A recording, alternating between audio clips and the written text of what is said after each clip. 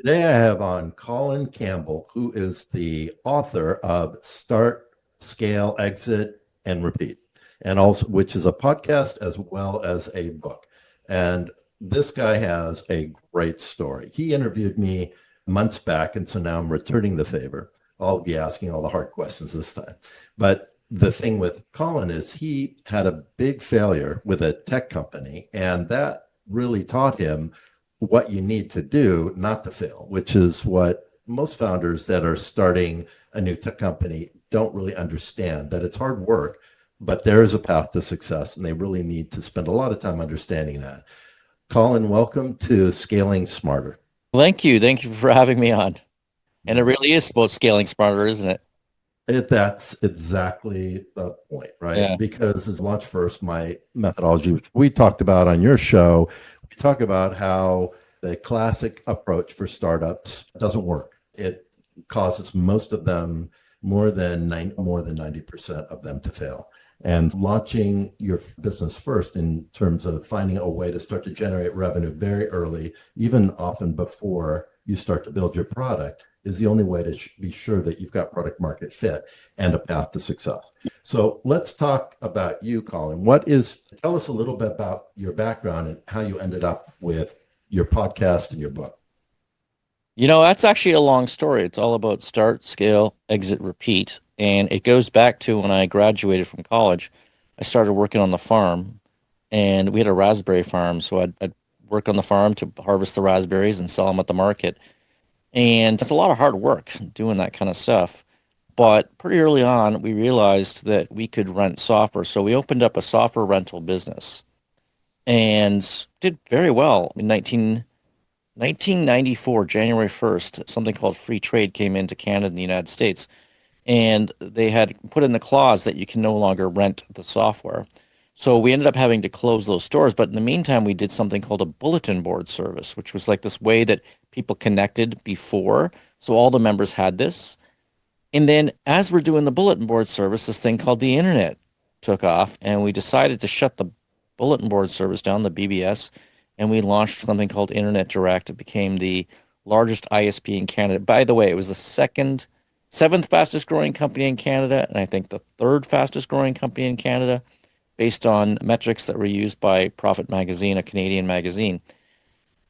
And then it went on from that to doing Two Cows and to doing Hostopia, .club, and probably another half dozen or so companies I've not named that we have started, scaled, exit, and repeated over the last 20 years. What's interesting is that at each of those companies, so if you go to the ISP, we learned about hosting and we launched another company within that company called Hostopia, which we took public. And while I was at Hostopia, we did a study of GTLDs. And so we got Club when it came out in 2012. We sold that to GoDaddy. Club was blowing up on Clubhouse. And we decided to launch the largest club on Clubhouse. I don't know, we tried. We didn't know it was going to be the largest, but it's called Startup Club. And that led to interviews in the book for about 200 interviews, which we incorporated in the book. The book actually started when I was asked to speak at MIT in 2012 as to why I had been so successful at starting, scaling, and exiting companies.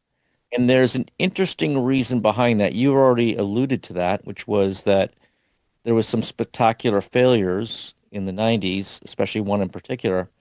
And that sort of is the genesis behind the book that, you got to start, scale, exit, take some money off the table, repeat. And we need to start thinking differently about entrepreneurship and what we do as entrepreneurs is it's about creating wealth and doing it not the start, scale, keep way, but the start, scale, exit, repeat way, which is can be a lot more profitable and there's many reasons for that, whether it's taxes or whether it's because you're selling at the right time in a marketplace. Timing is 50% of the value, but there's a lot of reasons for that in particular. So I'm curious, when you talk to an entrepreneur and they say, "Hey, I've got this incredible idea. I think it's going to be a big smash. It can be the next unicorn." What do those kinds of code words tell you? One of the lines in my book, it says, if you want to become a unicorn, don't read this book.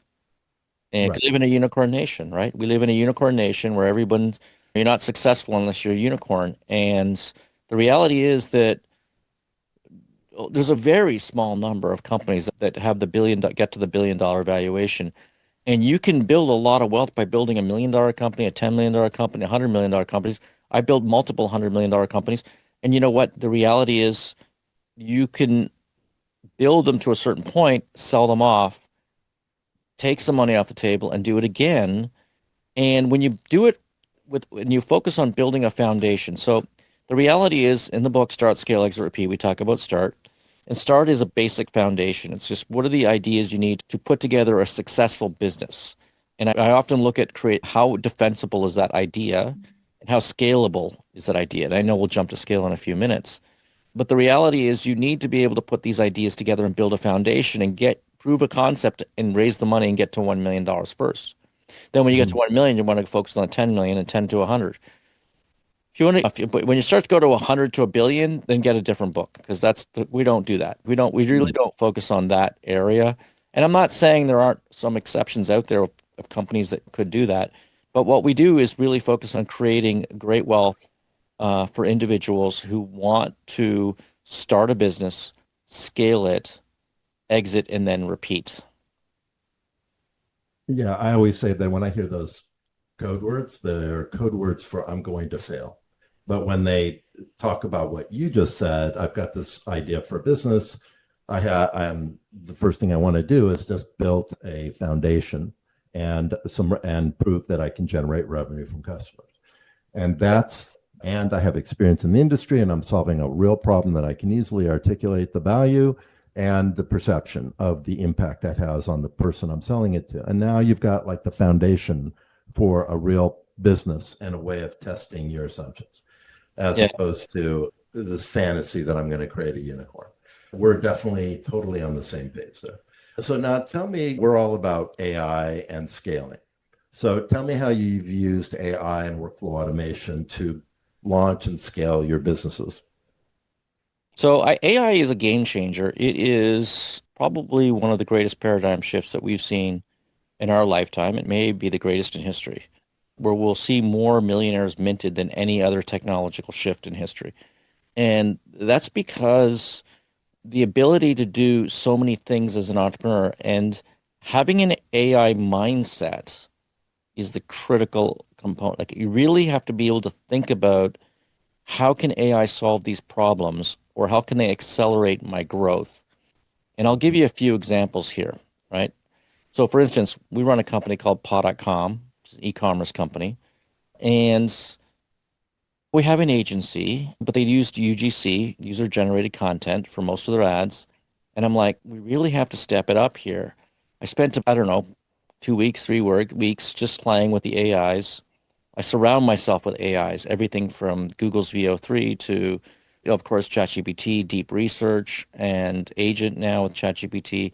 There's some Chinese ones, I'll throw it out there. There are good Chinese AI systems out there, like Murica for music. And we use another one for image generation called Hailuo. It's spelled very horribly, Hailuo or something like that. But you Mhm. can look these up. But you need to surround yourself with all of these AIs and begin to understand what you can do with them. And so we started creating these amazing ads, and the performance is double or triple of what we've got from other ads that we've had in the past. Having an AI mindset means that when you come into a challenge, you think, how can AI solve that problem?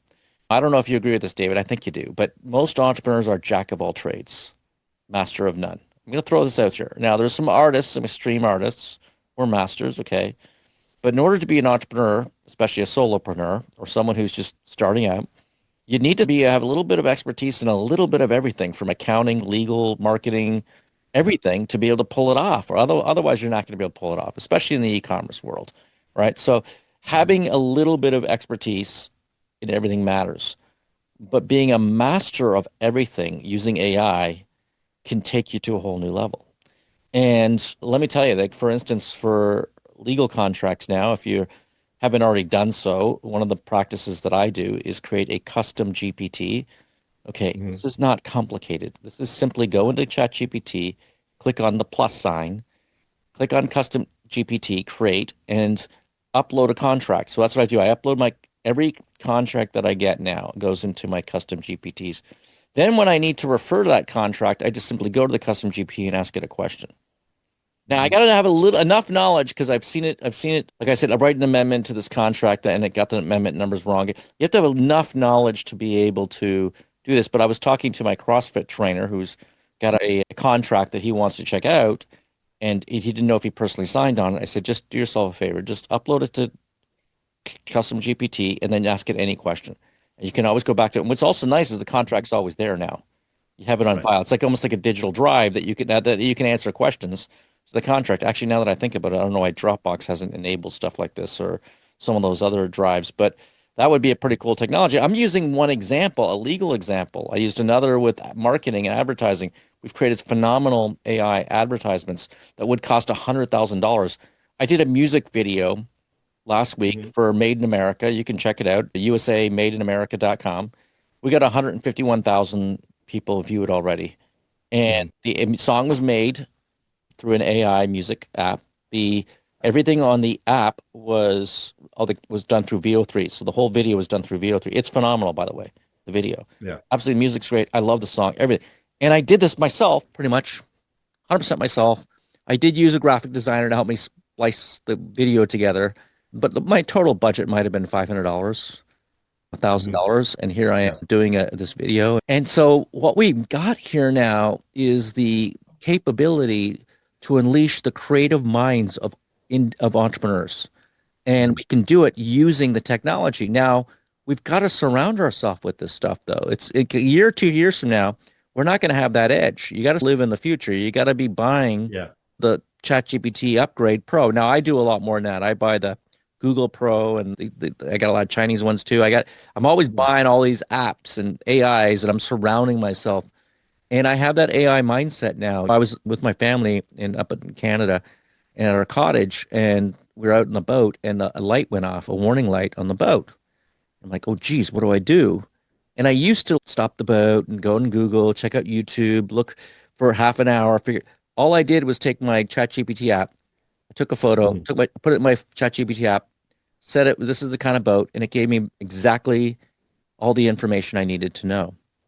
Mhm. And I was on a CEO conference. Now I'm going a lot into AI right now, and maybe we'll get back to the failure question I you had earlier. But No, that's okay. but That's but okay. This is um, perfect. Yeah. but the whole I was talking at a CEO conference about 3 weeks ago, and I was amazed at how many CEOs did not use deep research on Mhm. ChatGPT or did not use Agent now or did Mhm. not know about how their products or services were seen on AI. And my aha moment came to me because we have, just so you know, I'm involved in 20 companies. 10 of them I'm the primary shareholder of. Okay. And we have an incubator here in South Florida. Okay. One of them's an Airbnb with 19 units. Okay. And we have a particular unit, and I took an interest in it because it's something where my wife and I love to visit. It's a beach home right on the Gulf of something. It's Gulf of USA or Gulf of America, Gulf of Mexico. I can't remember what they Right. call it Right. now, so they keep Yeah. changing that one. But we had a limited amount of space. We're doing a renovation, and we need a 60-inch bathtub. And I went to Google, and honestly, I got so many ads. I got so much shit. I said, okay. I went to Perplexity, and I said, give me the here's the dimensions I have, 60 inches, but I want to maximize the amount of water that can go into this space, blah, blah, and give me the best options. It came up with three options and two positives and one negative. I like Perplexity. I think they're positioning themselves around search and really Mhm. taking on Google, by the way. And Yeah. it was really bang on information that I got right away that was clean information, not a lot of advertising, and just telling me this is the right product for your home in this particular Mhm. situation. And then I said, holy shit, does that mean that if I'm doing this, are people doing this with all my companies? Are Mhm. they looking at me? What's the best business book that I can read? What is the best dog bed that I can buy? What are all the companies I have? I'm beginning to think, and this is like a month ago, I'm beginning to think, how do we position ourselves, our products and services, not only around the front page of Google, Mm. but also on the search engines or the AI engines, because they're now reading us, they're now understanding us, they're now looking at us and saying, this is the way. So if I'm doing it, others are doing it, and Yeah. there's going to be a massive change in the way that people find and buy products. And so there's a few interesting things that I did learn. And I'm not, by the way, I'm not an AI expert. I'm only an expert in starting, scaling, exiting, repeating, and then using AI to help me do that. Okay. Because I use AI all the time now. So half my day, maybe more, is used on AI. But what I've learned is that it's that AIs, they're hungry. They want some original juice. They want original content. Okay. We have a site called Startup Club, and it loves our site. Google loves our site too. So anytime I write an article on Startup Club, it's getting a maximum impact on the AI engine and Google because it's original material. It's not AIs don't like to talk to AIs. That's one thing Mm. I've learned. Another thing I learned is that AIs are lazy. Now you're just going to be like David, like you won't even believe this. So if you'd gone to an AI a week ago and asked an AI which book on entrepreneurship has won the most awards, it would come up with different books, and one of them had 17 awards and whatnot. Now, Google, Start, Scale, Exit, Repeat has now won 31 global awards, and some of them very prestigious awards, some of the most prestigious in the industry. And but it still kept saying that we didn't have it. And I asked the question, "What about Start, Scale, Exit, Repeat?" And it said, "Oh yeah, it's won 26 awards." It didn't even show them all. It won 26 awards, and so I said, "Isn't that the most awarded book?" And they says, "Oh yeah, we made a mistake. Mm. The AI made a mistake." And what the AI was doing was looking at the press release that this company had come out with about 2 years prior that said they had won 17 awards or whatever the number was. And we came out with a press release. And when I came out with the press release, I wrote the press release. I went back to AI and I said, AI, I'd like you to tell me if this is going to address the concerns that AI has about the most awarded book in entrepreneurship in history. And it said, here's what you got to do. On your Mm. heading, it's got to say the claim. In your first paragraph, it's got to say the claim. And in your last paragraph, it's got to say the same claim all three times. That's called a learning mindset. We're now learning how the AI thinks, right? And then second, he said, because we only listed about 10 awards, and said, no, you have to list all 31 awards. So we listed all 31 awards. Within 3 hours, I went to Google, Gemini, and to Perplexity, and literally it had, what's the most awarded book in history? It had Start, Scale, Exit, Repeat. Oh, wow, that's smart. Yeah, that was very For smart. that, though, why wouldn't it know that because these are publicly announced awards? Right, Why wouldn't it have gone on the internet? Because they're lazy, right? So we're going back to a time that it is what it is. right. I'm certain maybe if I'd done deep research, maybe if there's other, but that's not the way the world works. People want Thought it instant could trust. information, It right? thought it could So, trust the news around these things, right? yeah, As but how opposed does to it trust a trusting, press release as well, being as opposed God, to as being the definitive information versus real award sites? right. How does it Oh, do there's no that? question. This is where it gets a lot of things wrong. Aside from hallucinations, this is where it gets a lot of things wrong. It's making conclusions based on easily obtainable information. Correct. It will synthesize several different sources, but it's not going to go and validate that this is every award won by checking every entrepreneurship award. It's lazy, but it also requires it requires deep research. If you use deep research, it probably would have given you yours. Deep research gave me still some, it did not come up with a 26 versus the 31 until I did Mhm. the 31 citations. Now it can do it perfectly. Yeah. ChatGPT is still the June model or July model right now, so it's like a little bit behind. It still Mhm. produces inaccurate statements. But Right. when we came out with that press release, so now I'm Change thinking it. about how are we seen on ChatGPT and Perplexity with paw.com. If somebody types in a cooling bed, what do we look like? So I typed it in. We're not even there. We've never announced it. We've never had a Mhm. press release. We've never had. So this is going to sound a little old fashioned, but getting your product or service mentioned, one in a press release in the basic, two by third party sources. So we're talking about legitimate, like well known websites. If they can mention your product, that can make a big difference and for the AI engines. For Google Mhm. too, by the way. But Google, I think there's been a lot of over history, like there's been a lot of ads were added and then a lot of Google hacks and domain names and this, that, and the other. I feel like the AI engines are looking for that raw content. They want the raw content on Startup Club. I wrote an article on how to launch a GTLD, and it got number 2 or whatever on Google, but also now it's cited when Mhm. you type in it on Perplexity. And most of the articles now are cited as Startup Club's now become a pretty known resource for AI engines for Mhm. the startup community.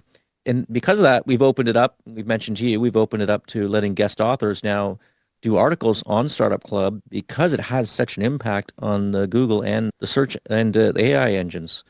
But having that AI mindset, like being on a boat and just taking a picture and just instantly putting it in your Google. And by the way, I've had a lot of fun. I wrote a song for my mother's 85th birthday. I did a little bit of the lyrics, put it into an app called Marika, and she was crying like when we played this song. And then, by the way, the songs are phenomenal.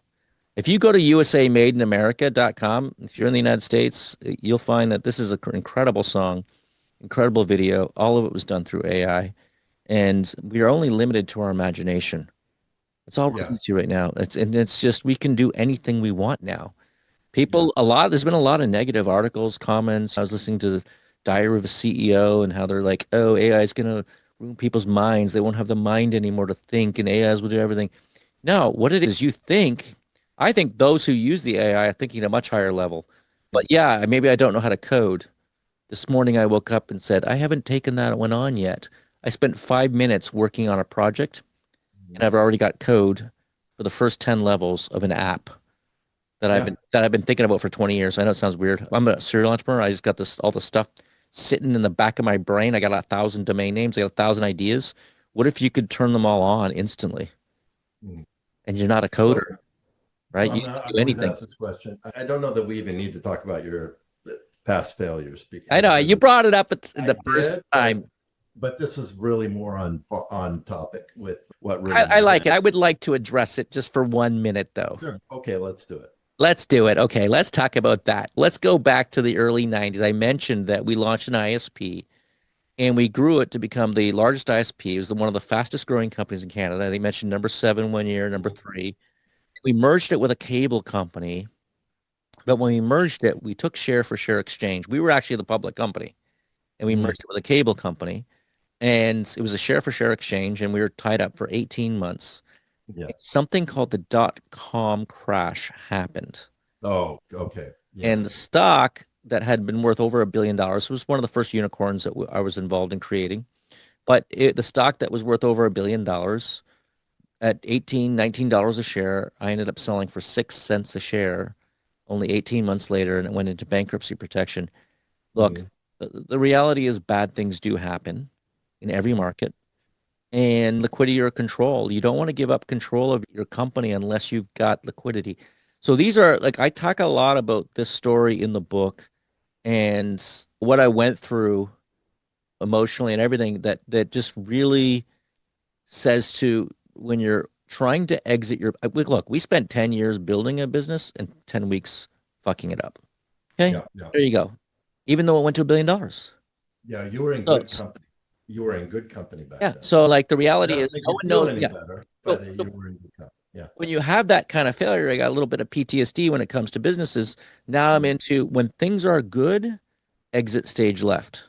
Yep. In the Yeah. exit section of our book, we really talk about exit when things are good. And I would actually recommend that you anecdotally you're aware of it, but we actually have a mailing list on Startup Club. We do once a month. Every month we do a masterclass email, right? It's called the Startup Club Edge. It's a masterclass email. It goes into depth, but included in that email is this time to sell index. Because Mhm. I'm so paranoid of this, we created a time to sell index. And what we do is we map the IPO data for 25 years, looked at trough to peak, take the average, and now compared to where we are with a former trough, we're now at X. And right now, Mhm. by the way, it jumped up a lot. I think Mhm. we're going to have another jump by the end of the year, but we were 6.8% last year out of 100, Mhm. which means it's a very strong buyer's market, very bad Mhm. seller's market. And then this year it went to 22%, which is still very poor by historical standards. Without the AI hype right now, we'd have a disaster in this country, I'm telling you. Mhm. But the reality is we're starting to see the sentiment come back up in the market. And the reason why we use IPO data is that's because everything flows from IPO data, IPOs, the liquidity in the marketplace. From Mhm. IPOs down to venture capitalists, from venture capitalists down to angel investors, from that down to startups and all that kind of stuff. So it all Mhm. flows down, and we track it very closely because the reality is these cycles keep happening over and over again. Mhm. And what we need to do is remove the emotion from it. And when things are really good, that's when we quietly exit stage left. And Yeah. that's what I've done over and over again. So, that company that went under, fast forward 6 years later, David, Mhm. we had the number one fastest growing company in Canada, number one this time. And we sold that one for 17 times EBITDA for well over, is it nine figures, I guess we call it, whatever. And it was just maybe 10, I don't know, whatever it is. I can't remember the numbers now, but it was pretty big. And so we sold that to a Fortune 500 company. And the reality is that's it. But it was sold when we sold it a month before the Lehman crisis. We closed, Oh, and wow. there was a second public company that was public too. So Yeah. the Good stock timing traded on at that. 455 a share, and we did the deal at 1055 a share. A month later, the Lehman crisis happened. We went into total chaos, if you know that time. And you might Very remember well. 2022. 2022 was very messy here with the crypto crash, the tech wreck, e-commerce companies fell like 80% in value. But it was a pretty rough market, and it's been a slow go Great buyer's coming out of market. that. Yeah. Yeah, but we're coming back now. And I think one of the reasons why we're coming back so strong, and I have another theory going forward, another prediction, but is that AI has been that paradigm shift. There's been that change in technology that we've never seen before in history.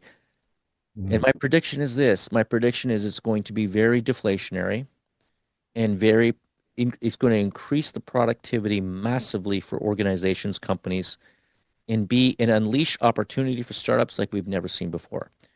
And that would also, deflationary would mean low interest rates as well. So we could be heading into the golden age of entrepreneurship in the next 10 years. I think this is the first time I've ever called it that, by the way. Next 10 years, I don't know. It's so hard. This is the first time in history I really have trouble predicting more than a year or two out because of the speed of evolution of this technology When I say, but that's and okay. the impact it has on Yeah. some of the things that you're talking about. Those things may not be at all opportunities in a year or 2 years from now.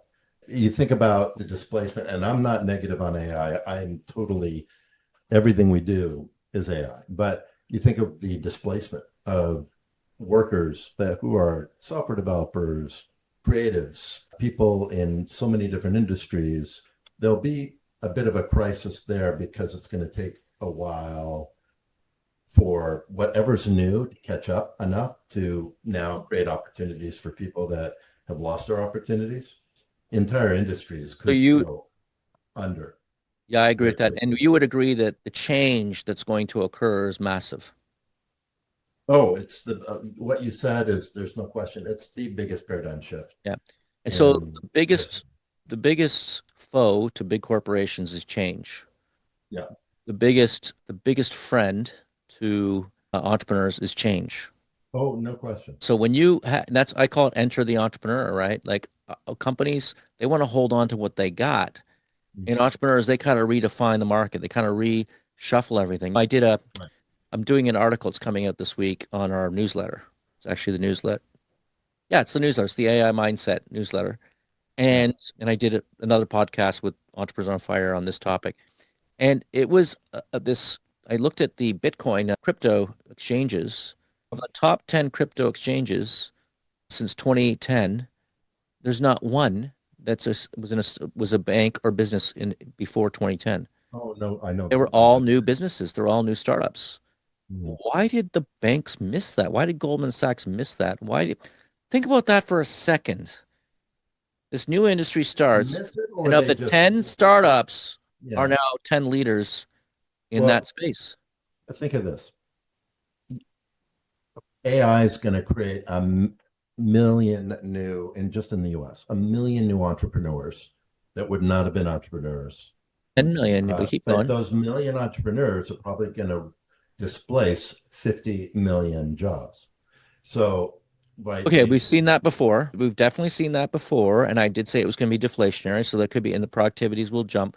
And theoretically, the countries that don't fight it but embrace it, embrace the Mm, change, yeah. you'll have companies that start and then, oh, I do need someone to do this, and I do need someone to do that. Because if I'm going to run this business, I need another five people here. And what ends up happening is you Oh, end up I hiring agree. so many more people, I agree.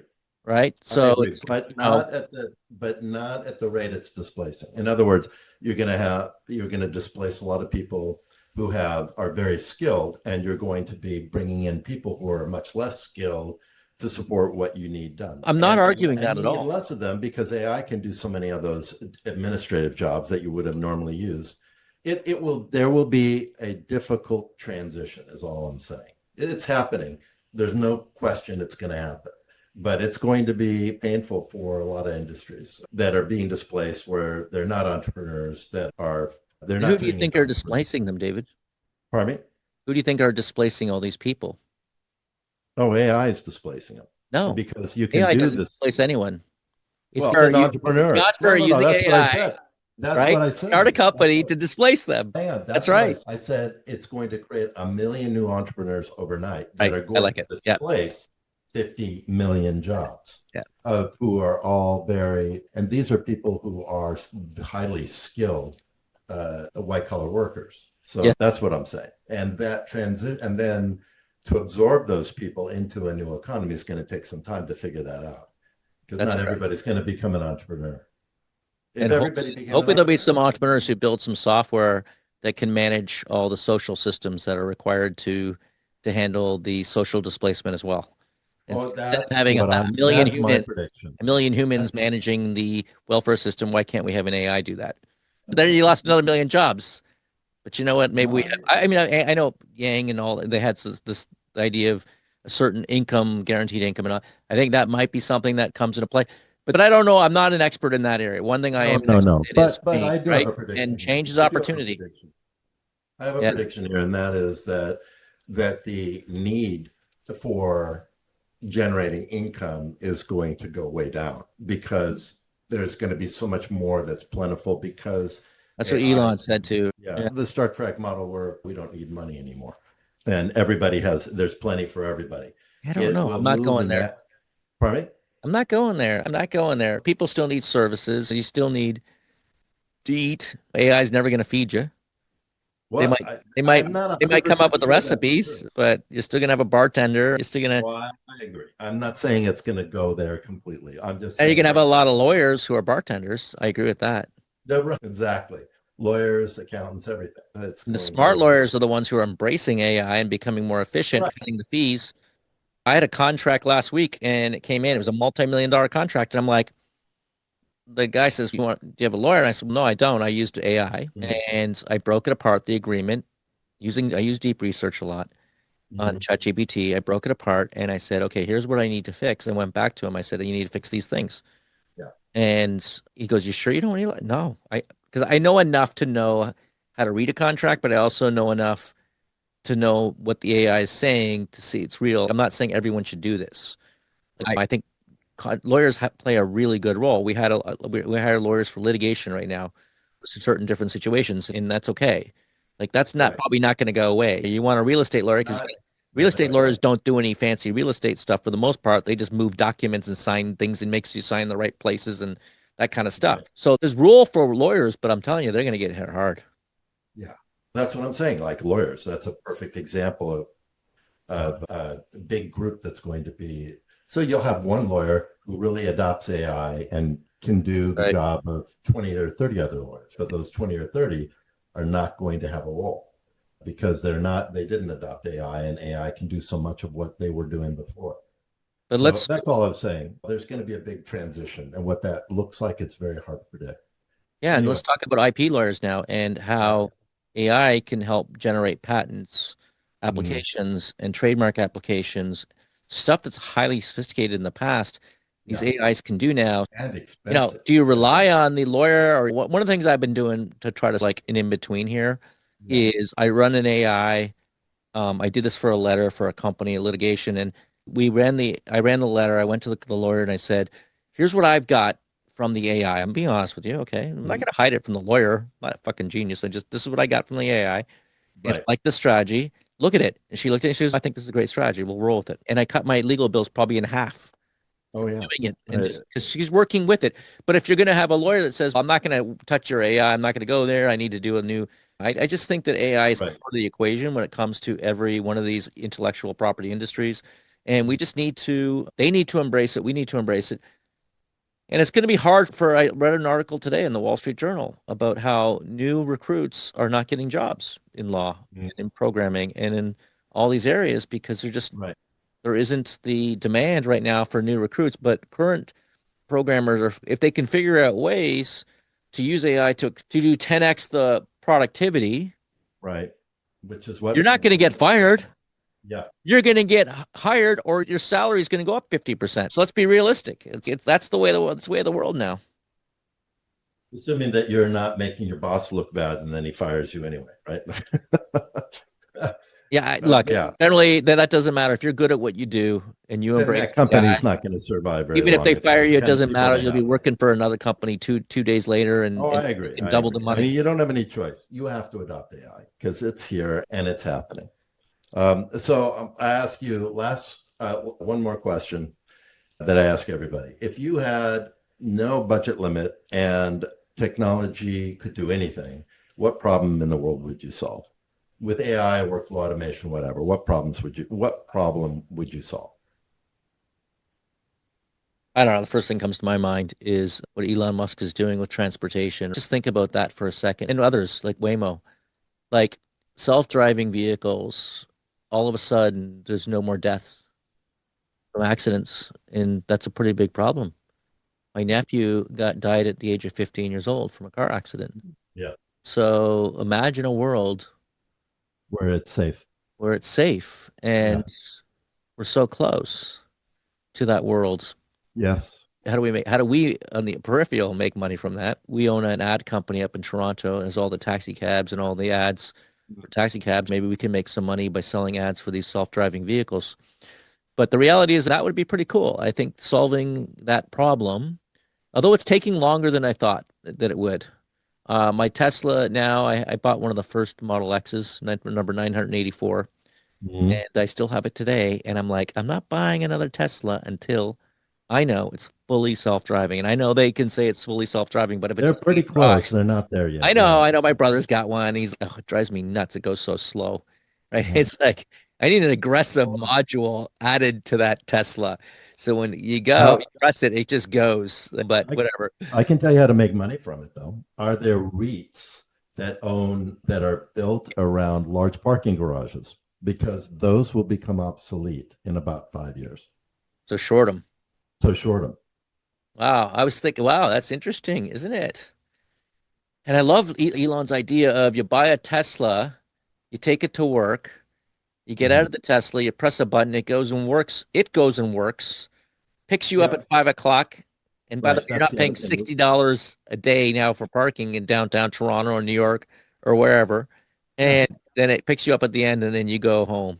And Yeah, and people will stop buying cars because it's so much cheaper and more convenient to have be self-drive. So I've been predicting this for several years now that parking garages and the need for the way that real estate is developed is going to change because you just don't need parking anymore. that's correct. Yeah. But I don't know because I think a lot of those garages could be repurposed as condominiums or maybe not office buildings Oh anymore. yeah, they'll have to be So repurposed because they'll yeah, be but maybe empty. that's okay. I don't know. I don't know if that could be a counter to your argument. That's all I'm saying. A little It's counter. still the value of them is going to diminish really because right now they're profit centers and that profit's going to disappear. Yeah. You're going to have a big, somebody's going to come along and buy them for a song and repurpose them into something new, right? Yeah. So yeah, a short reads of parking garages. That's how you make money today. Make money in the future, then what you said, start buying fleets of these cars that can self-drive and leave. You just say, okay, my car is available, and then it leaves your driveway and runs around until you say, I need it now, and then it drops the person off and comes back and gets you. Yep. I agree. I agree with that. And do you have a book suggestion Sorry. besides yours? A book suggestion other than your own? Besides start, scale, exit, repeat, I've always the lean startup, 0 to 1, Peter Thiel. I like Good to Great's a little tricky to like really apply to startups, but there's a lot of original concepts came from that book that a lot of Yeah. startup books use. The E Myth, I think that's another classic because it's not about the people, it's about the systems. But you still need good people. Don't get me wrong. It's a part of the equation. And then Start, Scale, Exit, Repeat. It's been #1 in 15 categories in Amazon. It's 31 global awards. It's won more global awards than, or more recognitions or global awards than any other book on entrepreneurship in history. So I think it's one of them And you if can pick people up. and if people want to get reach out to you, what's the best way to do that? And we'll The have best all the way is through links and Go to everything. Startup Club and sign up to our email list. We come out with a masterclass once a month. We announce shows that we do on Clubhouse. We do a little bit of a different format than you do, David. It's like Mhm. a live show with people and they come on stage and it's like mini radio. It's fun actually. And they can come on stage and talk to us and talk to me and whatnot. Otherwise, just reach out to me on LinkedIn, Colin C. Campbell. Awesome. Colin, thank you so much for being on Scaling Smart. All right. Thank you, David.